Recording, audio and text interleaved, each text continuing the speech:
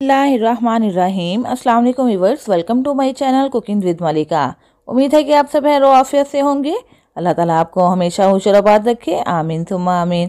तो व्यूअर्स, आज हम मिट्टी के बर्तन में बहुत ही लजीज और बहुत ही जल्दी बन जाने वाला आलू मटर का सालन तैयार करेंगे। ये हमने कैसे तैयार किया है, चलिए देख लेते हैं। इसके लिए हमने एक मिट्टी की हांडी रख दी है चूल्हे के ऊपर और इस मिट्टी की हांडी को हमने प्री हीट कर लिया है क्योंकि ये देर से गर्म होती है। हाफ कप इसमें ऑयल शामिल कर दिया है और साथ ही 2 टीस्पून शामिल कर देंगे ज़ीरा, जो कि ड्राई रोस्टेड है। जैसे ही ज़ीरा करकराना शुरू होगा, इसके अंदर हम शामिल कर देंगे प्याज, जो कि 2 मीडियम साइज़ के प्याज हैं जिसको हमने चॉप कर लिया है। प्याज को ऑयल के अंदर शामिल करने के बाद इसको फ्राई करेंगे। इतना फ्राई करेंगे कि ये लाइट पिंक कलर में आ जाए, बहुत ज़्यादा डार्क गोल्डन कलर में फ्राई नहीं करेंगे। और फ्लेम हमने मीडियम रखा है और मीडियम फ्लेम पे इसको फ्राई करने के बाद ये देखिए प्याज का कलर काफ़ी हद तक चेंज हो चुका है और थोड़ा सा हल्का गुलाबी हो गया है। और व्यूअर्स, एक बात आपने हमेशा याद रखनी है कि जब भी आप हंडिया बनाएं या सालन बनाएं तो उसमें प्याज का कलर आपने बहुत ज़्यादा डार्क नहीं करना होता, वरना क्या होता है कि सालन का कलर भी डार्क हो जाता है जो देखने में बिल्कुल भी खुशनुमा नहीं लगता है। तो इसलिए व्यूअर्स, सालन को खुश जायका भी बनाना है और खुश शक्ल भी बनाना है, इसलिए प्याज को आपको ज़्यादा डार्क नहीं करना होगा। 2 टीस्पून इसमें शामिल कर देंगे लहसुन अदरक का पेस्ट और साथ ही 3 से 4 अदद हरी मिर्चें हैं जिसको हमने रफली कट कर लिया है। इन दोनों ही चीज़ों को अच्छे तरीके से फ्राई करेंगे। 2 से 3 मिनट तक तो हमें ज़रूर ही फ्राई करना है ताकि जो लहसुन अदरक है इसकी रॉ स्मेल खत्म हो जाए और एक अच्छी सी खुशबू आना शुरू हो जाएगी ना, उस वक्त तक हम इसको फ्राई कर लेंगे।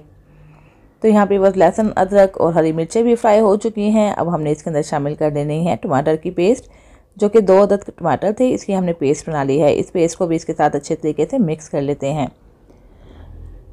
तो चलिए बस अब बारी आई है इसके अंदर मसाले शामिल करने की। मसालों में हमने इसके अंदर शामिल कर देना है सुरख मिर्च पाउडर, जो कि 1.5 टीस्पून के करीब मैंने शामिल कर दिया है। मसाले आप अपने टेस्ट के अकॉर्डिंग कम या ज़्यादा कर सकते हैं।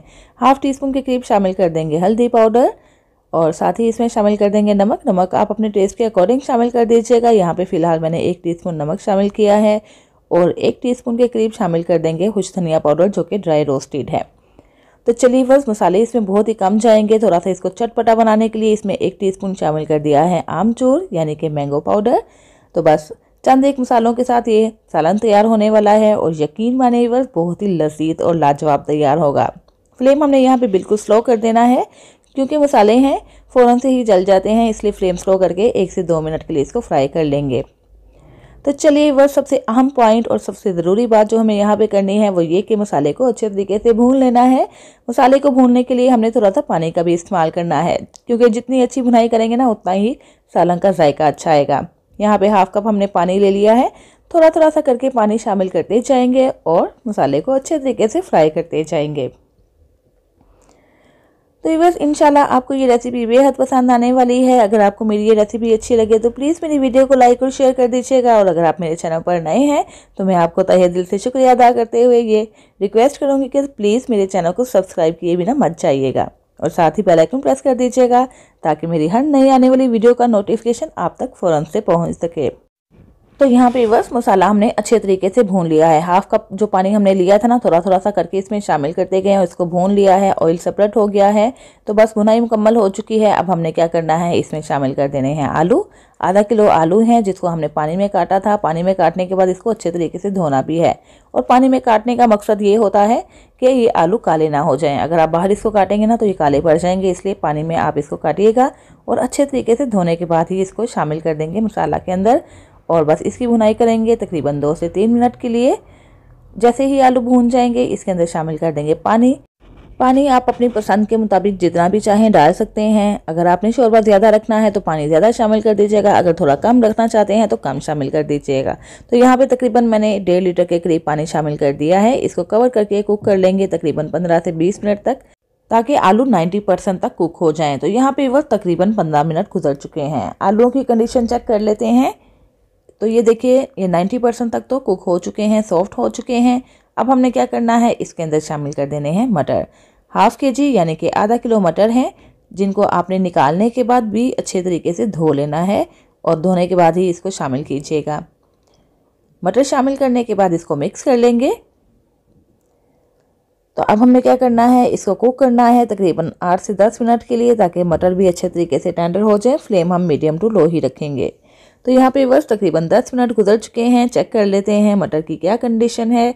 मटर भी अच्छे तरीके से गल चुके हैं और आलू भी हमारे बहुत ही अच्छे तरीके से सॉफ्ट हो चुके हैं। इसके अंदर 1 टीस्पून के करीब शामिल कर देंगे गरम मसाला पाउडर, जो कि ड्राई रोस्टेड है। और व्यूअर्स, इसके साथ ही एक ऐसा सीक्रेट इंग्रेडिएंट मैं आपसे शेयर करूंगी जिसको डालने के बाद सालन का टेस्ट, इसकी खुशबू कई गुना बढ़ जाएगी। जी हाँ व्यूअर्स, यहाँ पे 1.5 टीस्पून के करीब आपने शामिल करना है कसूरी मेथी को, जिससे कि सालन का टेस्ट बहुत ही ज्यादा बढ़ जाएगा। थोड़े से धनिया के पत्ते शामिल करेंगे, चूल्हा बंद कर देंगे। चूंकि मिट्टी की हांडी है, जैसे ये देर से गर्म होती है ना, उसी तरह देर से ठंडी भी होती है। तो इसलिए आप चूल्हा बंद करके इसको 2 मिनट के लिए दम पे रखिएगा। और उसके बाद व्यूअर्स, ये देखिए कितनी मज़ेदार सी इसकी लुक लग रही है। यकीन मानिए व्यूअर्स, जितना ये देखने में मज़ेदार सा लग रहा है ना, उतना ही खाने में भी लजीज और लाजवाब तैयार हुआ है। आपने इस रेसिपी को इसी तरीके से ट्राई करना है।